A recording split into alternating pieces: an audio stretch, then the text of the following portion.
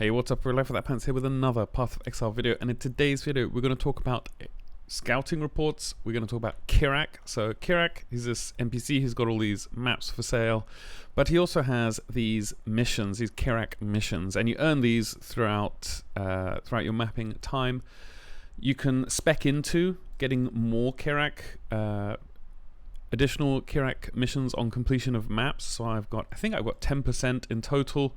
So I got the commissioned officer here, so I get 1 extra a day and 60% increase Atlas scouting reports. So we're going to use a lot of scouting reports.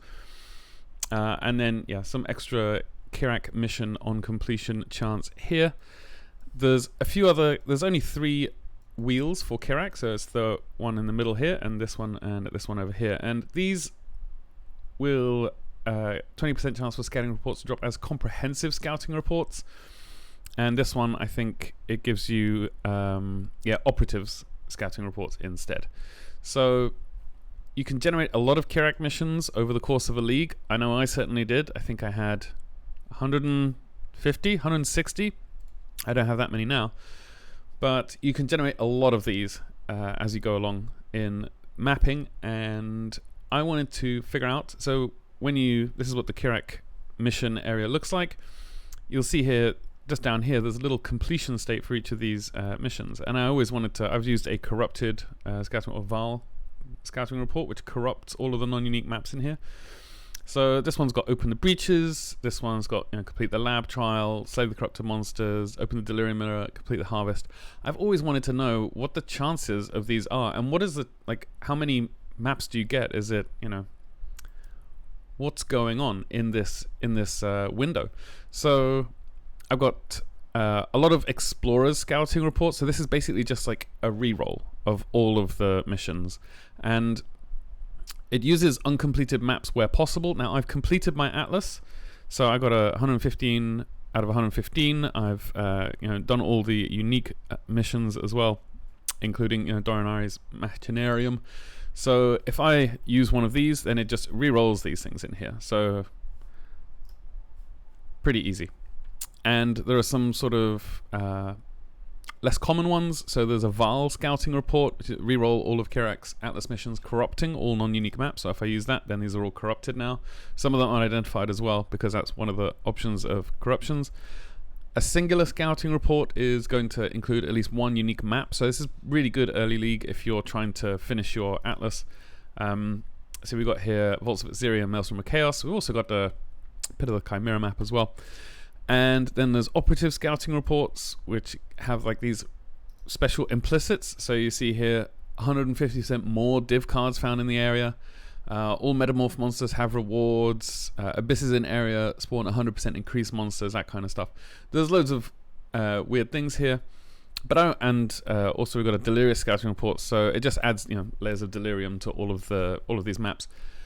Now I've always wanted to know the odds, so I figured we'd do that. So I got 1,000 Explorer scouting reports. I actually bought a little bit more than 1,000. I have a few left. So yeah, I have 3,021 left. But I bought 1,000 and then I added them all to a sheet.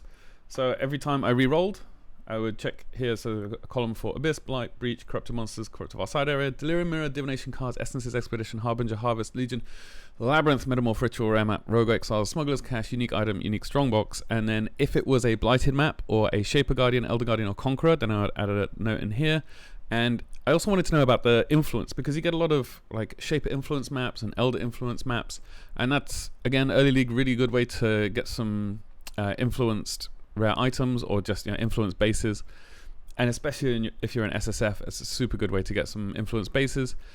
And then if there was a unique map, then I'd write it down. We got a few Cortexes, and Monstrous Treasure was one of the ones that turned up. I think it didn't turn up until like 300 rolls in. I didn't even think it was going to appear. I didn't know it could, because I'd never got Monstrous Treasure before.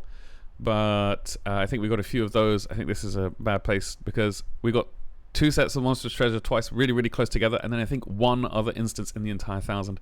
And then I have a little total here. And so I've come up with all of the percentages over 1,000, and if there was a unique map, I would put it in here. And then if there was another unique map, I would put it here, and then another one here. I think it was only one where we had 3, but you can see here we've got Wakawaharu Tawahu, and then Acton's Nightmare showed up in the same roll in 917 because this is column 1, row 1. But I think there was only one where we got 3 in a row, which is why I put it there. So that's basically what we spent a lot of time doing. I did want to do 5,000 of these, but we extrapolated out how much time it would take, and it was about 40 to 50 hours on top of the first 1,000. So I'm not going to do that. But let's have a look at our results. Okay, so for our results, we got 7,011 total maps offered to us. This included 6,827 regular maps. We got 70 Blighted, 68 Shaper Guardian, 63 Elder Guardian, and 49 Conqueror Guardians, and we got 175 unique maps in total. So these, I've got some percentages here. These are the chance for a map to be offered with this, with this outcome. So Smuggler's Cache has 4.25%. It's at 4.25% chance to be offered, and that's per slot in the window. So we got 7,000 maps total offered. So it's around 7 on average per window. So this here is what I would define as the window, and then every time I do this is a likelihood that we're going to get 7 on average, and we got 7 on this first one here.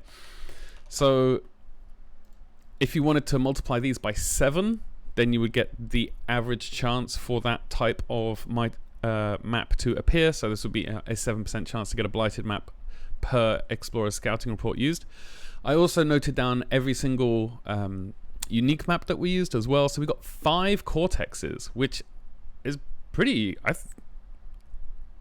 high. I thought we were going to get way less Cortexes than that. If you get, I've also got another column here. So this is the percentage chance for a unique map to be of this variety. So if you get a unique map, then it's a 2.86% chance to be a Cortex. And if you get a unique map, it's a 8.57% chance to be a Wakawaharu Tawahu. Or a Voltsavat Siri, or Malkin, whatever. So that's what these mean. Obviously, I'm going to link this in the description so you can take a look at this yourself. We got 8 in total distant memories, so that's altered distant memory, twisted distant memory, etc., etc., etc. We got 12 untainted paradises. I thought this is super high. I thought this was going to be way lower. But yeah, that was quite surprising, because Untainted Paradise, you can easily get like half a level from that almost all the time. So if you've got if you've got 80-ish, 90-ish Explorer Scouting Reports, you're going to be able to get an Untainted Paradise. So that was quite surprising for me.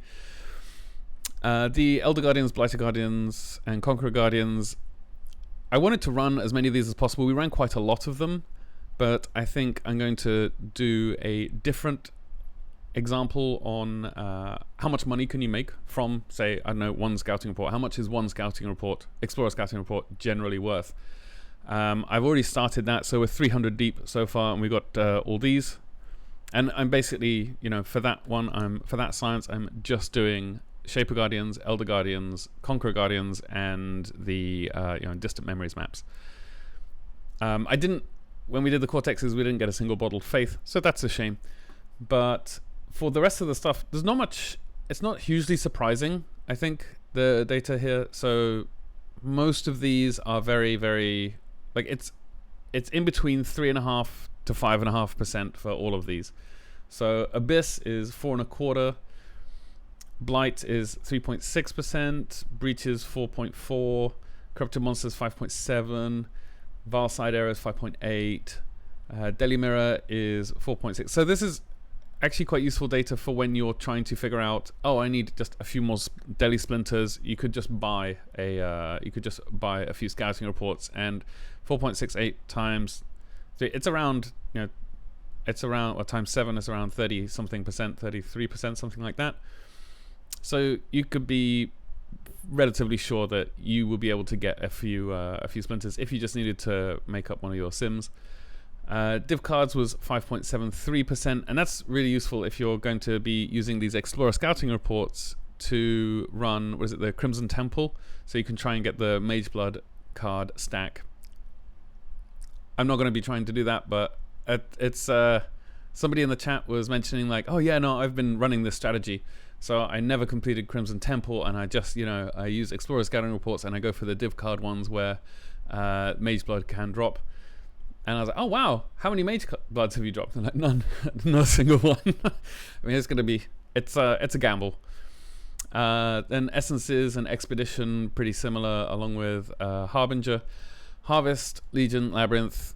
Labyrinth obviously showing up. I think Labyrinth and Corrupted Valside Area and Corrupted Monsters were the highest incidents, along with rare map items. So this is really, really good to know early league as well, because these rare map items, it can be a little bit difficult with map sustain sometimes. So good to know that you can use your Kirac missions. Also, I should note, these are only for the red tier Kirac missions. Only for the red tier ones, because that's where I know that all of these things will appear. We're not going to get a Shaper Guardian in the white tier maps. Smuggler's Cash was 4.25%, and unique item was around 5.5%, and then unique strongbox pretty close to 1%. So just multiply all of these by 7, you'll get the chance that they're going to show up in any particular Kirac mission.